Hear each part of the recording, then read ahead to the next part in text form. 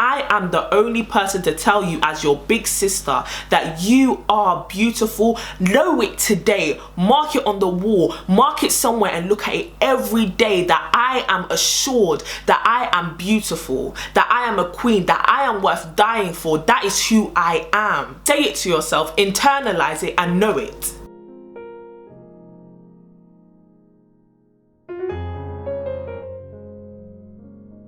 Hi guys, welcome back to my channel. I hope you're all doing well. So today we're gonna say hi to a newly birthed project, or I guess you could call it a little series that I'm introducing to my channel, which is called Letters to My Sisters. Letters to My Sisters is basically something that I was discussing with my little sister. It came about basically me thinking about, you know, when I was younger, and also speaking to my little sister and just being like, sometimes you go through life and you wish that somebody else kind of told you the advice that you needed. And sometimes some of us have that big sister around who will tell you, don't do this, do that, but it's kind of like, I'll do it anyway, and then you end up kind of getting hurt, or you end up still feeling insecure. And one thing about me is, if I have lived through my life and I have made mistakes, and other people who have access to me or who know me in person still make those same mistakes, then I've kind of failed as a survivor or something, if that makes sense. Now, if you are a guy, you can still watch this. Maybe you're getting notes for your little sister. Maybe there are some tips in here that you can kind of get for yourself, but this is for girls who are maybe my age, younger than me, even older than me, who are struggling with a few things in life, as I do, and kind of want advice and want some reassurance, and who want a big sister who will kind of tell you, listen. And that goes with your spiritual life, your physical, your emotional, and I want to cover all of those because I want to help you guys out as much as possible, sharing my experiences with you guys so that you guys don't make the same mistakes and you guys don't feel the same way that I did as I was growing up. So today is the first letter to my sister. Now, I don't know how long this is gonna go on for. I don't know how often these are gonna come out. I don't know if it should be like a once a week, once every two. It might become an once every 2 week thing. And after this, I probably will do a letters to my brother series. But yeah, Letters to My Sisters episode 1. So this video is called You Are Beautiful. And the reason why I wanted to come and tell you specifically, that you are beautiful is that I understand that in today's society, in today's day and age, there is this idea that beauty can be packaged. Beauty, you know, is a slim nose, you know, full lips but not too full, you know. Beauty is a big bum but not too big, you know. Beauty is big boobs but not too big. Beauty is skin that's tanned, not black, not too pale. Beauty is long hair. Beauty is these physical things that you can touch, that you can assess, these physical things which either you make it or you don't make it. Beauty is being slim. Either you're on the number, or you're too heavy, or you're too slim. And I think because of obviously the media, because of social media, mainstream media, old news types, there's this specific box of what beauty is, and unfortunately the majority of us do not fit in that box. And I know when I was younger, growing up, the it thing around me was, listen, these are back in BBM days, yeah? So if you're about during BBM days, comment down below. But everyone was sharing their pin. But BBM days, people would send broadcasts around and it would be like, oh, somebody pop up. So basically they haven't got anyone to talk to, so somebody pop up so that they can start a conversation. And at this point, everyone had anybody's pin. You didn't really need to know someone to get their pin. So there were a whole bunch of randoms on your BBM, well, on my BBM. I don't advise anybody to do such a thing now. But back in the day, that's what we used to do. And people would be like, oh yeah, pop up. But only pop up if you're a lighty. Because back then, being a lighty was the it thing. You know, if you were gonna have a girlfriend, she better, you know, be, I'm trying to find a description, but this top. If you want a girlfriend, she better not be darker than this. She has to be a lighty. She has to be, you know, not too much darker than a brown paper bag. And sadly, it's a rhetoric, a standard that has been going on for decades. And I remember those days I used to feel bad, you know. Where I come from Ghana. There are a lot of dark-skinned women, but I wasn't raised in Ghana. I was raised in London, and London, the it thing were light-skinned women, and although I was surrounded by a lot of girls who I saw who were dark-skinned, brown-skinned, light-skinned, white, who I thought these girls are beautiful, really beauty only fit those who were a few shades darker than me and lower. And I was outside of that spectrum of beauty, especially in the Western world. Ironically, you then go to somewhere like Superdrug and you go to the beauty aisle. You're going to be able to buy beauty in those aisles, and then suddenly you go down those aisles that contain beauty and there is nothing that can fit your skin tone because you are outside of the spectrum of beauty. Beauty only goes to the shade of that shirt, and the rest of you guys are, well, let's not say ugly, but... And when I was like, what, 13, going to 16, that was crushing.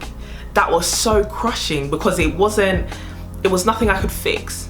And a lot of us turn to bleach, and I know that once I used bleaching creams, you know, we used to do things stemmed out of insecurity because of the color of our skin or because of my weight. Oh my gosh, I have a whole video basically talking about my insecurities, but my size meant that I was outside of the spectrum of beauty. You know, I was too big. I couldn't go to shops and find clothes in my size. And if I did, what is so funny is if I wanted to go and find clothes, even till now, and I'm glad that places like New Look, ASOS, River Island, Boohoo, Misguided, they've introduced plus size things, because before, back in the day, if you were plus size, you only had Evans, you had maybe Asda, you had, what else did you have? Thick girls, help me out. Thick girls, help me out. Where else did you have, girl? You had Marks and Spencer's, you had Wallace, you had shops that nobody our age was shopping in. I had to go and shop places where my mum would go and shop. My mum is a good 38 years older than me. What am I doing, you know, shopping where she shops for clothes? And it was sad because, yeah, you can say, well, then why did you get that big? But as a child, you know, I was always a big child. I was always a big teenager, and I worked so hard to try and get out of that. But listen, gym life was hard, I'm not gonna lie. And like, you wanna look good, so you wanna go and buy clothes, and all the clothes that you find that fit you aren't beautiful. They weren't nice. And I'm not even saying that to be funny, they weren't nice. I'm talking about boot cuts. What were skinny jeans, bruh? What was skinny? There was nothing cute, nothing cute. It was either, if you know, you small, you sexy, or you big and you grandma-ish, you know. And that was the situation that I was in. I was too big for beauty. Oh, don't even get me started, I was too tall for beauty. I have really big feet. It's nothing I've ever said on camera, but I'm starting to step into my own now. Yeah, I wear size 10 shoes. Yeah, now if you've ever seen me in person, then you know I'm 5'11", almost 6 foot tall. I'm also a really big girl. Like, I wear a size 22, 24, so I'm big. Like, I'm a plus size girl basically. There's no way of denying it. I'm big, okay? I'm fat. I am everything and all that. Finding shoes, I couldn't find pretty shoes. No. And anybody who knows me now, well, it wasn't really a problem back then because I prefer to wear trainers anyway. I'm definitely a trainer girl. I love trainers, sneakers, Converses, anything trainer, I will wear it because I don't like being uncomfortable. I usually stand on my feet, and this kind of sparked when I used to work as a hairdresser. I would go to work and spend hours on my feet. So it meant that, listen, my shoes had to be comfortable. So I was always wearing trainers, but sometimes you want to switch it up, you know, you want to do a little bit of heels, you want to go out with the girls, you know, you want to look cute, you want to look pretty, you want to look feminine. And being tall was not feminine, having big feet was not feminine, despite the fact models were tall. And I don't know where the metrics came in, but you were expected to be tall like a gazelle but have small feet. God bless y'all that do, but I don't.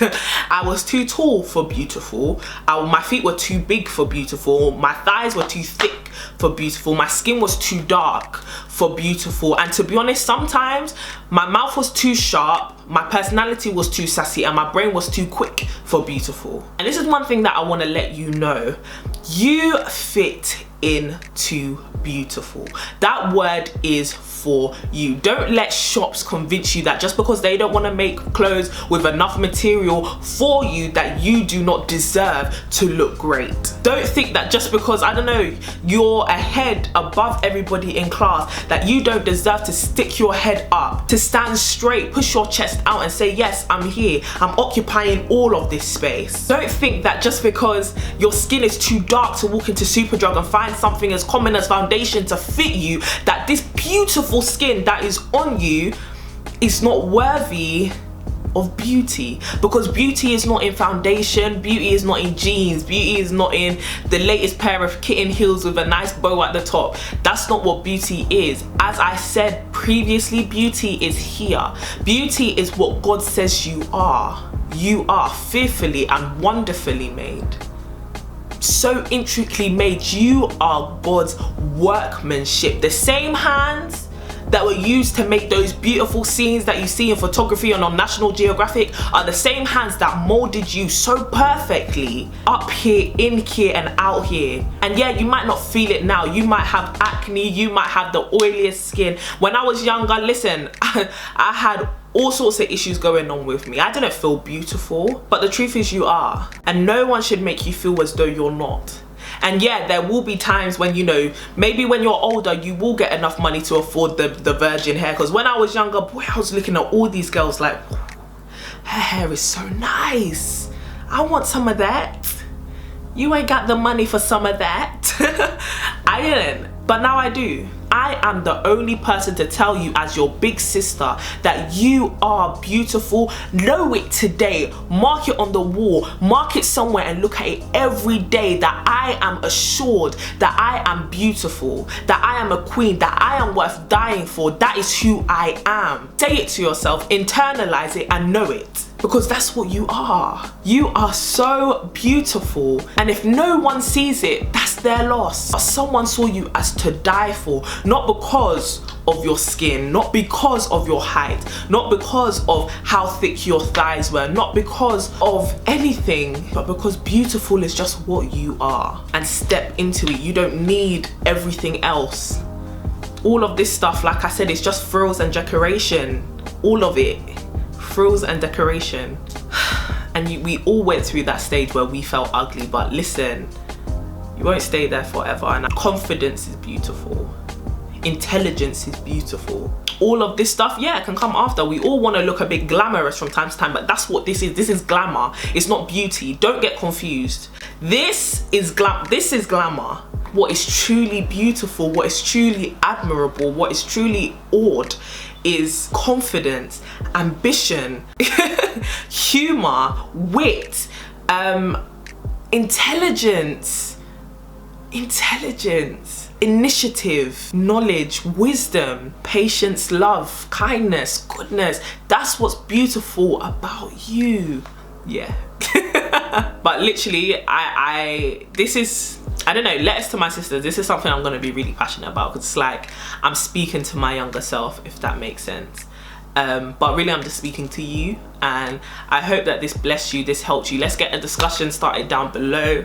Tell the whole sisterhood, that's what we are, tell the whole sisterhood about what your thoughts are on this topic. I mean, I know some of us older big sisters are going to be able to tell y'all, you know, what we went through, how we felt back in the day, especially secondary school days, and how we feel now. I want the letters to my sister videos and letters to my sisters space to be a space where big sisters and little sisters and medium sisters connect and just speak with each other and share with each other, to strengthen each other up, to let everybody know that all the stages that you're going through when you're 14, 15, 12 are things that we have been through. And now we're what? I'm 19, some of us are 20, 22, 25, 29, 50, if that's a big sis, you know.